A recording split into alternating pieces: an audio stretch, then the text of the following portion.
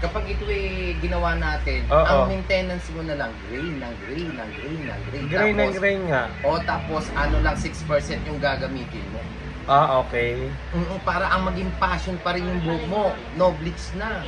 Kasi nakita ko yung banaag niya, nandun sa loob, may white hair na. Halos lahat, 90%. Ganon. Almost 95%. Yes. Kaya, na talaga. Mas maganda at pipilitin natin na mas maging okay, mas maganda kaysa sa mga nakaraan ng buhok. Okay. So ngayon ang magbi-bleach siya po sa atin ay si Mama. Ano pangalan mo? Si Mama Kakay. Ang sabi niya sa akin, hindi daw ako masasaktan kasi na-try ko na mag-bleach dati. Sobrang sakit talaga. Ay, meron ka palang ano dito, si Mother. Yeah, followers. Followers natin yan. Si Maan ang mga kasama. So ito try ni Maan na hindi talaga masaktan ng anit ko kasi takot talaga masakit. Pero sabi niya, may gamot sila dito na hindi masakit sa anit pag nagbi-bleach. Tama ba, Miss Maan? Kakay. Miss Kakay pala. Kakay. O nga. So, try natin, guys. Ayan sir, masakit ba? Di ba hindi naman? Hindi po ako nakakaramdam ng sakit. So, may mga gamot talaga po pala na gano'n. May hinahalo lang kami.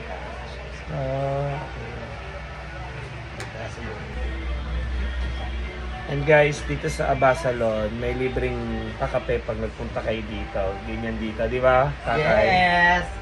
Kung gusto nila, tanduay pa.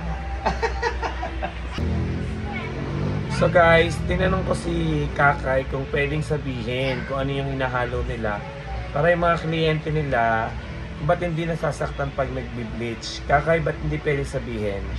Secret. Yung mga secret sa bawat salon, may sekretong ginagamit. Yun. Kaya maraming nagpapakulay talaga dito. Yes. Dahil doon sa sekreto nyo, nga, hindi ako nakakaramdam ng sakit. Guys, dati, pag nagpapableach ako, pag unang apply pa lang, sobrang sakit na. Pero malalaman ko mamaya kung meron akong hapdi at sakit na mararamdaman sa anit ko. Lagot ka sa akin, Kakay, pag nakaramdam ako na sakit. So, Kakay, pag nag-apply ka ng bleach sa hair, gano'ng katagal dapat binababad? Supposedly mga 20 minutes, 30 minutes, pinakamatagal. Depende sa hair. Depende sa buhok at depende kung anong texture. Kumapit na. Katulad ng hair mo, Medyo black talaga. medyo black at hindi natural na black, black lang. Medyo mahirap pa sa panit. Okay. So guys, totoo nga yung sinasabi ni Kakay. Pero na-applyan niya na ako before kasi na-try ko mag-bleach.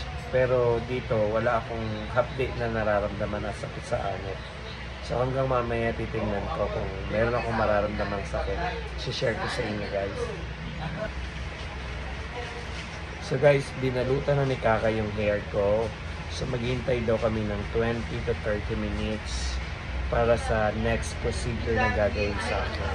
Pero wala talaga akong nararamdamang sakit dito sa bleach ni Kakay.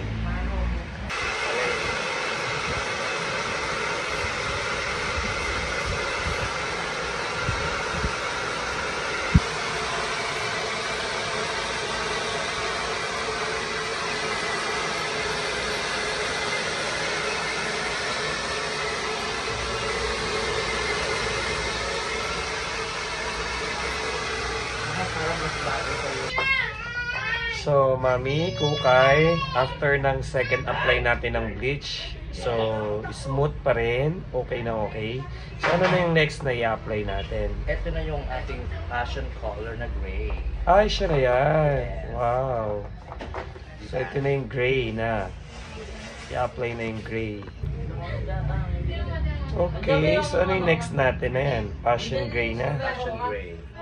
So, yan na yung last? Oh.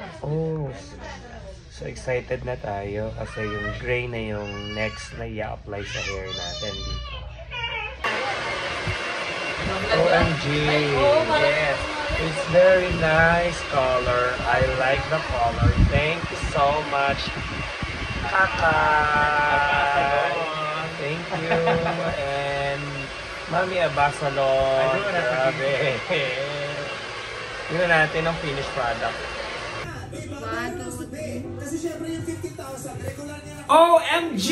Grabe! Color satisfied ako dito. Napakaganda ng color dito. Hindi ako nasaktan.